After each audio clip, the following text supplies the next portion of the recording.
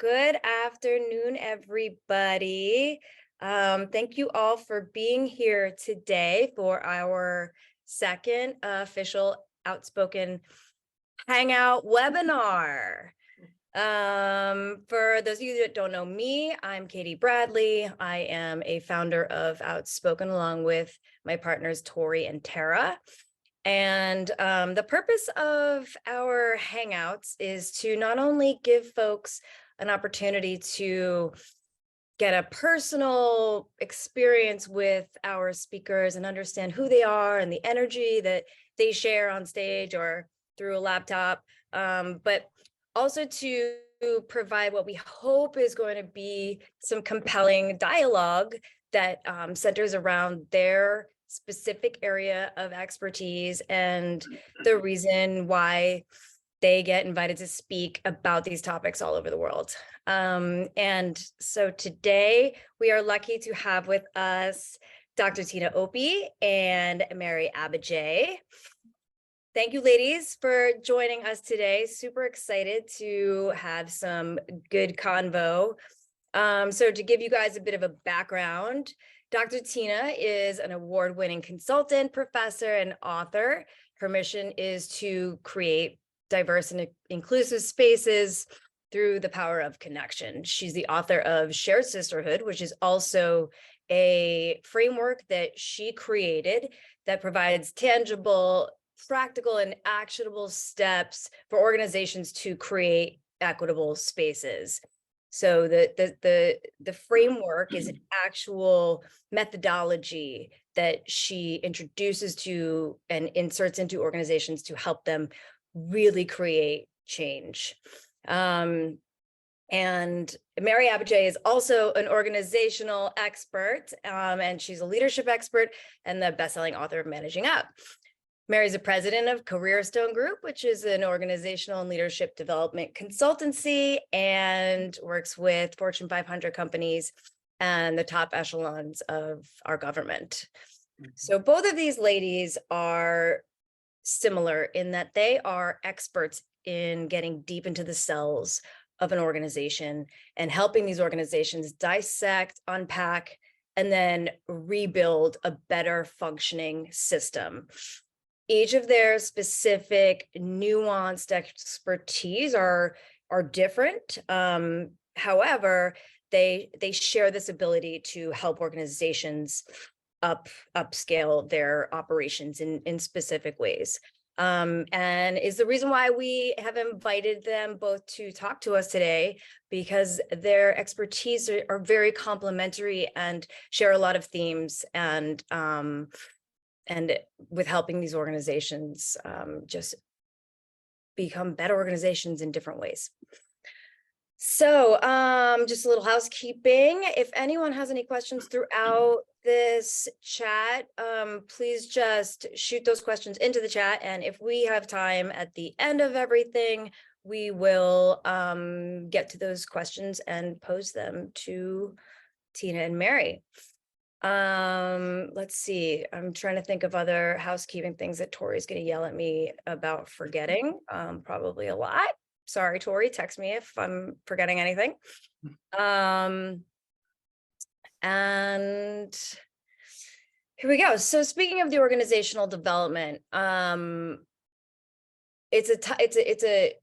with these companies is something that is obviously very challenging, and creating these visible outcomes is something that as a person who's a layperson that doesn't know how that works, it's challenging to convince folks that this message is going to better their organization, and this message is going to change. It's going to change how they operate, and the outcome is going to make a better organization, whether that is for the inner workings of management or for inclusivity.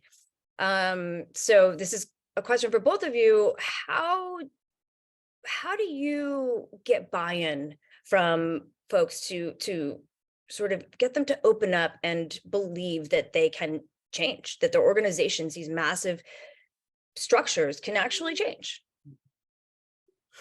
Mary, do you want to start? Oh, sure. Hi, everybody. It's great to be here. I do love a good hangout, especially with the outspoken ladies and the amazing Dr. Tina. Yeah. I'm going to answer this in one word. It's basically leadership. You know, whether it is a change initiative or a talent development initiative or a cultural change, if leaders aren't on board, nothing's going to happen. Leaders really do have to walk the talk of change. And the thing that's so interesting about change is I think human beings, we like the idea of change, but we don't really like to have to change ourselves, which is what I always love when it's election time. All the politicians are talking about change and people are like, oh, we want change. No, you don't. You want the other person to change so you can keep doing things exactly the way that you've been doing them, right? So whether it's a change project or a leadership development project or a culture transformation project, you really have to have leaders on board. But it's not just the leaders. You actually have to build it from within. So the old organizational development adage is this: people will support what they help to create. So one of the things that we try to talk with our clients about is really making sure that you have a vertical alignment in your change initiatives. And this is really important, whether it's culture or leadership or whatever. If you're going to do a leadership development project, then you need to make sure that the skills, the sensibilities that we are teaching your leaders, your young emerging leaders, you better be shadowing and modeling those up above. And then I think the other thing about really getting people to change is really to show the business case for change. We love to sell the shiny object, but we're not so good at saying, here's the why, here's the burning platform, here's the money that's involved. And I think Tina probably runs into this a whole lot more than I do, especially with the DEI work. So I'm going to stop talking because I'd love to hear what Dr. Tina has to say. Dr. Opie.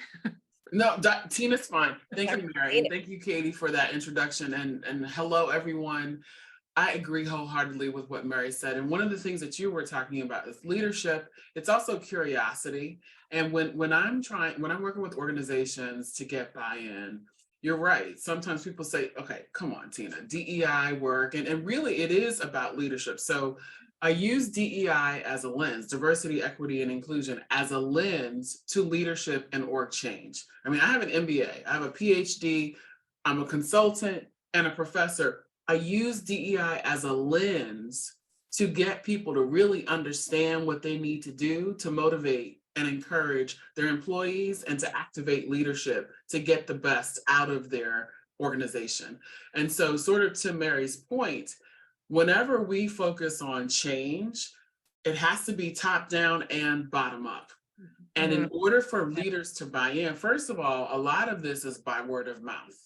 A lot of it is by word of mouth. I love it when a former client will talk to an existing client and talk to them about the way that when they work with me or someone like Mary, these are the kinds of things, the kinds of change that have been able to happen. So for example, I don't know if you all remember, in the summer of 2020, a lot of people were really nervous because they didn't know how to manage their culture. They were shaking in their boots. They're like, how in the world are we going to actually motivate and manage our employees? We have this pandemic of COVID. We have all this social unrest. We don't know how to keep our culture together. Tina, can you help me do this? And so when I went into these organizations and was actually able to work with leaders and help them figure out what they had to wrestle with. So that's when Caitie mentioned Shared Sisterhood, a big part of Shared Sisterhood is dig, bridge, and collective action, really helping leaders understand what is going on in their own hearts and minds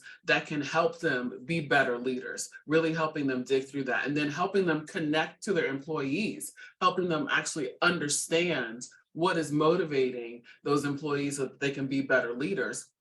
And then how can they link arms to create the policies and procedures via collective action to empower everyone to get the kinds of activity and action and outcomes that they'd like to. So what I've hopefully just showed you is that you have to be curious as a leader to understand those things, but then you have to start from the top.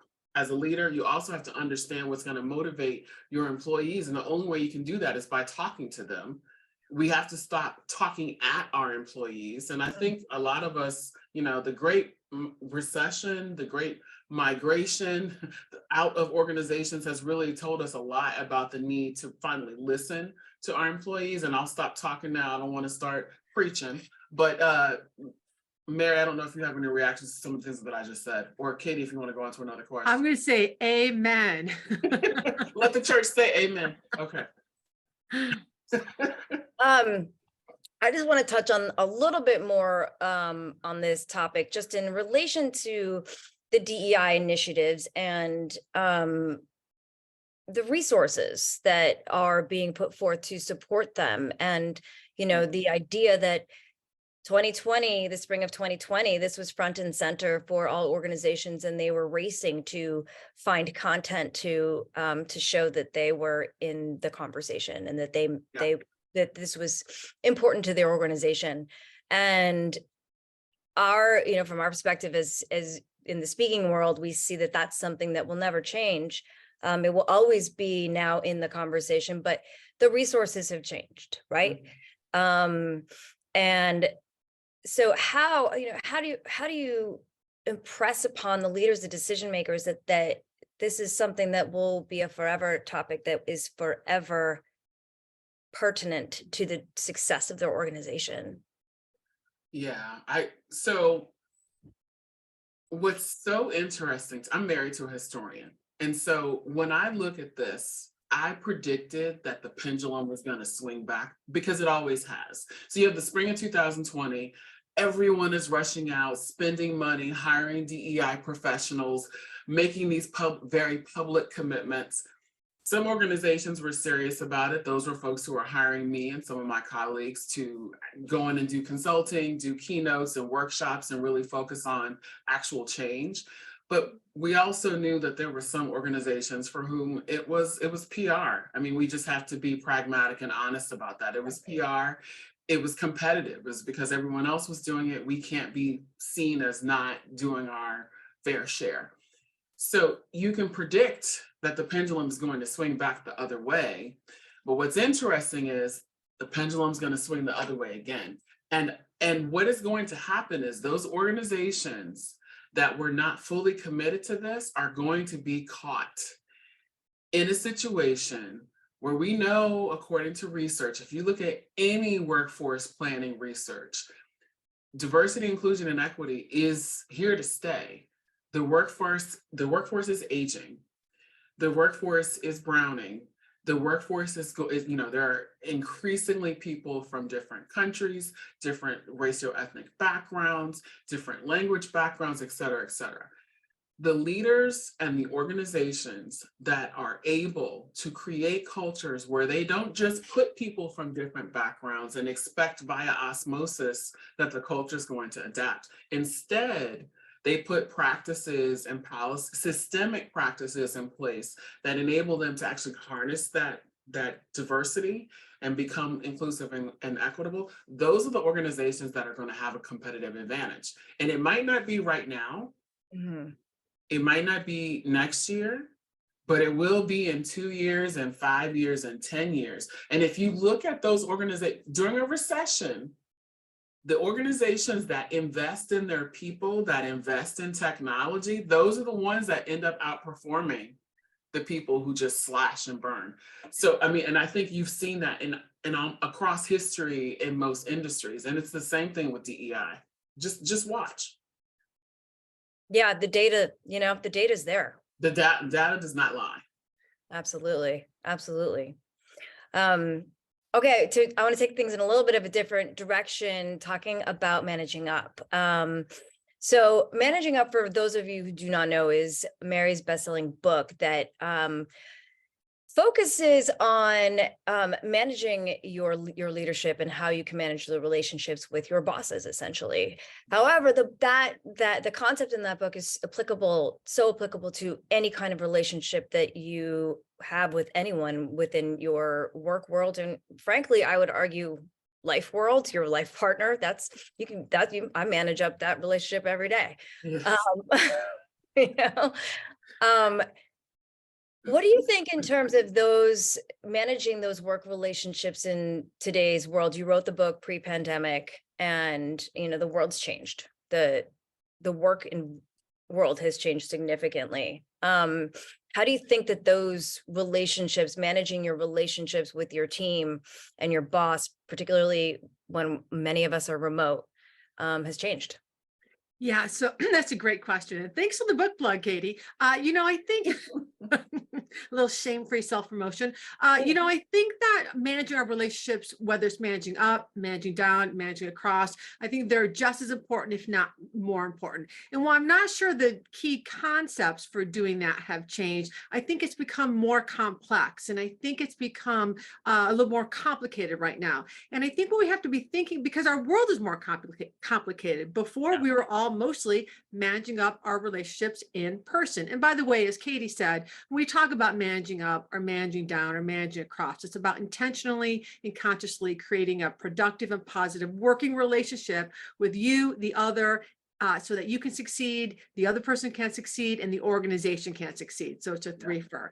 So I think it's really always been about using adaptive strategies, but now we've got to figure out how to do it in a hybrid world. And now not only do we have all these different personalities and our work styles might have changed, now we're dealing with several different personas. I like to, when I work with my clients, I like them to start to think about like, who's on your team. You're going to have some people who are office cravers, right? And these are the people that crave being in the office. They want to sit in that physical office. They want to see people in that office.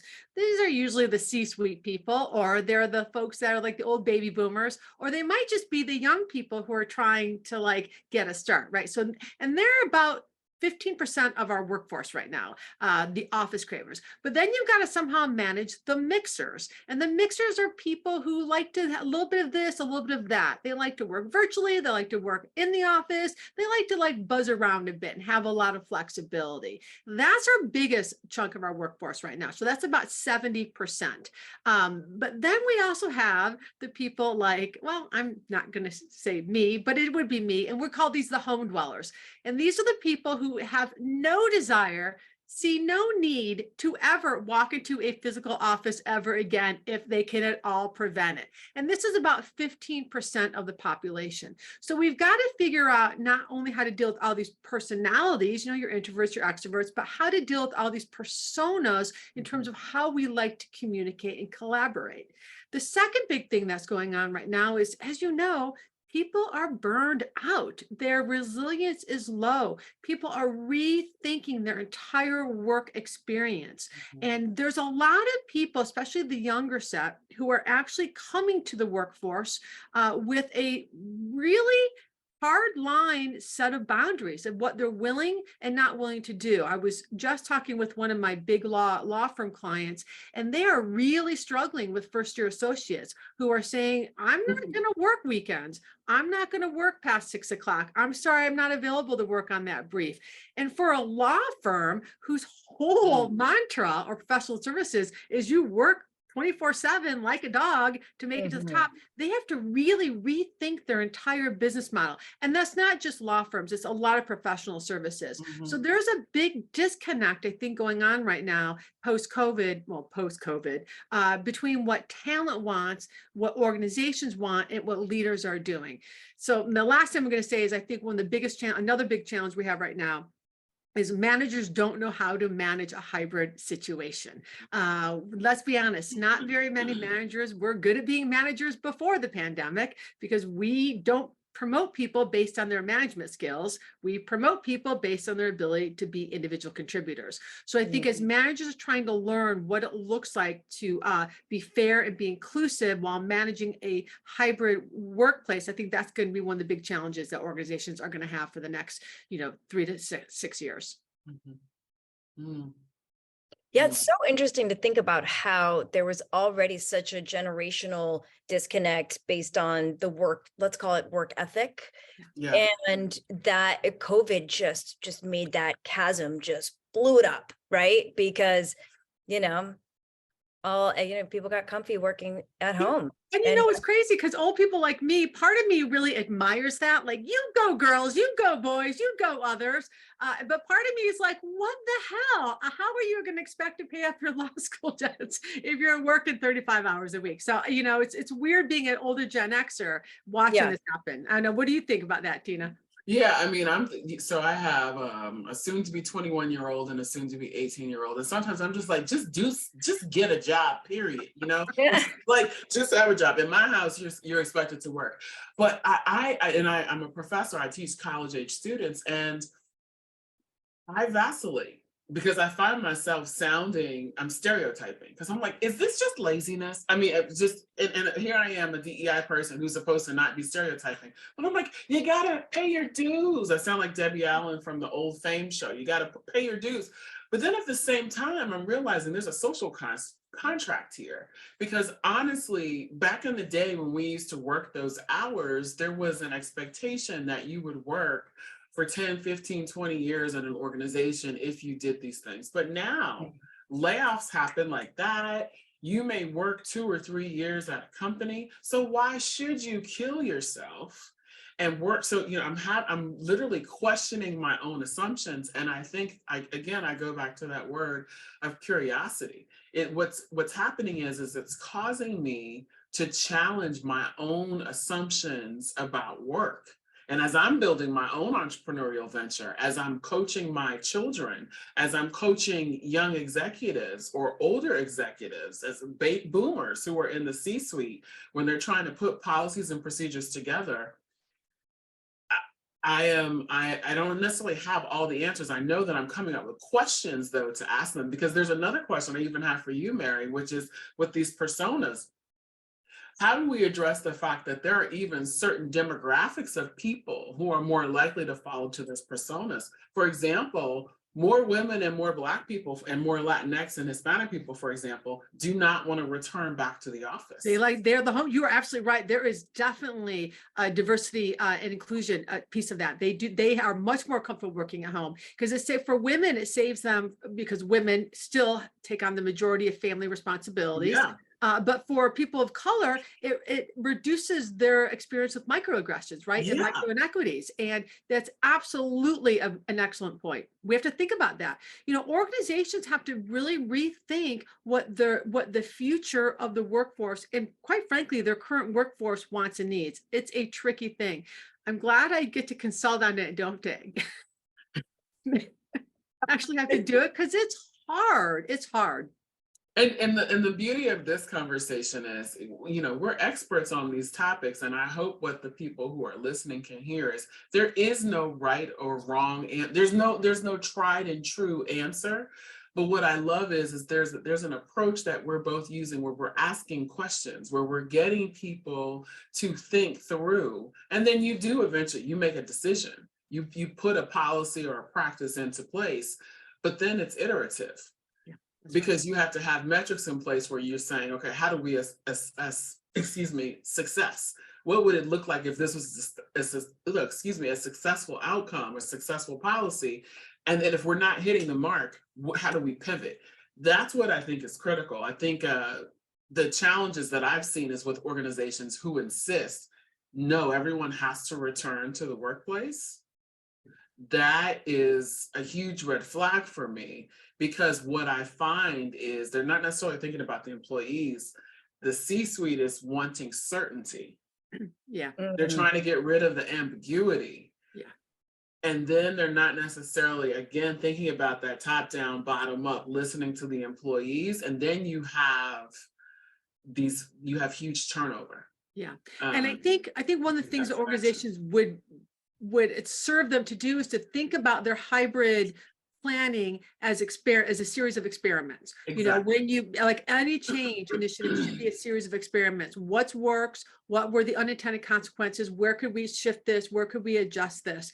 Because it is still an experiment, and we can't just put something in stone until we actually know how it's going to work. And the other thing, to Tina's point, there is something around inclusivity and fairness. For example, one of my clients is a major hospital hospital system in Indiana. And one of the things that they're challenged with is, their medical personnel have to be on site, right? They have to be.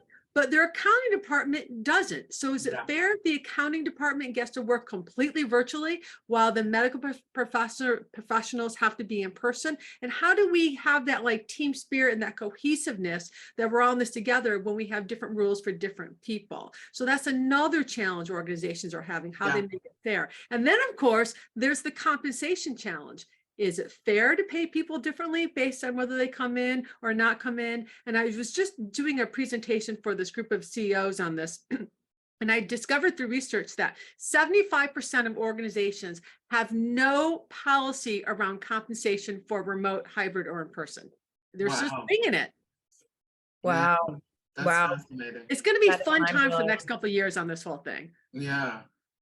So one of the things I want to point out that has become, and I already knew this prior to this conversation, but I just want to verbalize it, is that the beauty of the expertise that the two of you have is that whether you are consulting with an organization or you're going to give a talk that is, you know, a smaller version of consultancy, the talk that you guys give isn't the same, right? Right.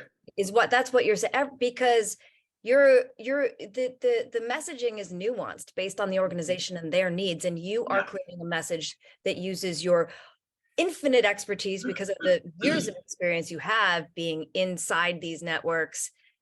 And so what I'm hearing you both say is that there is no one right answer, but the answer is to do the work and get help and listen to the help that you're given by the experts. Yeah. I mean, it's when we're preparing for, I mean, I don't want to speak for Mary, but I know, you know, when I'm preparing for a keynote, of course, we have all of this tacit knowledge and experiences that we're drawing upon, but during the deep research on each of the clients that we're preparing for, and then talking to you all and doing the research again, so that we can sort of immerse ourselves in that environment, because it is nuanced. It is nuanced, and there's a particular process, a line of inquiry, a line of questioning, so that when we're interacting with the audience, when they're asking questions of us or we're asking questions of them, each conversation, each keynote is unique. It's different. And I think that's part of the beauty of this process, is that no keynote is going to be the same. I so agree. You know, it's one of the best parts about this job. Like my consulting practice is fine. Love it. I love my clients. I have great clients. I love my team. They're awesome. But the keynotes are the most fun because that's where I really get to learn a ton. Like, you know, I spoke to a group of tugboat operators, and that was so fun. Like to learn all about tugboating, like on the rivers, like, and learning, being able to take a deep dive into the industry or into the corporation of what they do and what their challenges are. Not only does it just as a human being, I'm curious, I love it, but it also helps feed my other practice as well in terms of my consulting, because it's just such great knowledge. And then it's always great to be able to say, oh, well, here's what's going on in the field of law, to someone who is like, you know, a government agency, or being able to cross-pollinate is, I think, one of the great things I think about what we get to do, Tina, by working with so many people. Yeah, and I have ADHD, and some people might say, oh my gosh, she's talking about this weakness. I think it's a superpower, because it's like I get to connect all of these different industries and ideas and processes. I love it. And it's, you know, I think this is one of the fields that could keep my brain entertained because I do get to meet so many different people in so many different areas and functions and industries. It's fascinating. And I got to give a shout out to you, Caitie. You guys bring us great clients. I mean, Really I've loved every client I've ever worked with Outspoken. They've just been. Well, I'm glad to hear that. I'm glad to hear that. It's funny. I mean, hearing you talk about tugboat operators, and anyone who is here today that works in our industry knows that the world is so vast when it comes to the people that host events and bring in speakers. The running joke is that nobody knows how many different kinds of associations there are in this world. There's literally a Pete Moss association. There is an association for everything. And it's so fun to hear the stories that you guys bring back to us from, you know, what you've uncovered dealing and working with these niche groups of people. It's Yeah. endlessly fascinating for me to hear the story, the adjacent stories. I can't imagine what it's like for you guys to be really in it with these organizations. It's awesome. It's very cool. And that's what's great about the messages that you guys are delivering and how you apply your knowledge and expertise, because you're giving them something that is so powerful to the success of their organizations. And it's incredible. And I can say that from personal experience, hearing the feedback that both of you guys have you ladies have received from your events. And so we are so lucky to be able to work with you both. Thank you. Well, I mean, I will say that, that is selfishly, that is really a wonderful thing. I mean, I'm sure Tina experiences this. To have people come up after your presentation and say, wow, I really needed that, or, and I'm going to start blushing or maybe in crying, but I cannot tell you the number of times people will email me, call me, tweet me, you changed my life. Like, this presentation changed my life. Or, 2 weeks later, this changed my life. Or I get notes from people like a year later saying, I'm still thinking about what you said in that, and, blah, blah, blah. And I mean, the money's great. Don't get me wrong. The money's great, but it's when you actually know that you've touched someone's life, you've changed their life, you've made it better. It's right, Tina?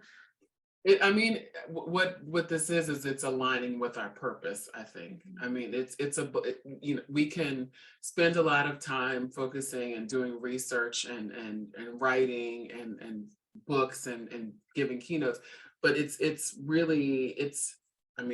a blessing to be able to get in front of an audience, do a keynote, and impart some information that is helping people in some way, an organization, a leader, an employee, and it's also very closely aligned with your own purpose for your life. I mean, that's just it's a sweet spot.